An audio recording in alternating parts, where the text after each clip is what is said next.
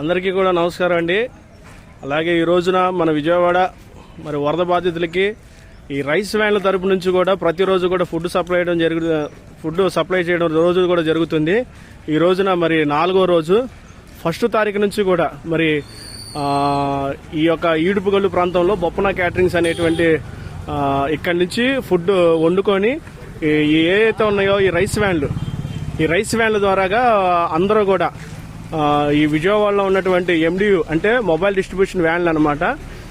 Government ఇప్పుడైతే ఈ వ్యాన్లు తీసేయాలని చెప్పేసి నిర్ణయం తీసుకుంది. కానీ ఈ రోజున మాత్రం మేము ఉండబట్టి ఈ విజయవాడ వరద ప్రాంతంలో మీ అందరికీ తెలుసు, సోషల్ మీడియాలో అదేవిధంగా అందరూ కూడా ఏ విధంగా వీడియోలు పెడుతున్నారు మీ అందరికీ తెలుసు. అయినా కానీ ఈ వాన్లో కూడా మేము ఎంతో చక్కగా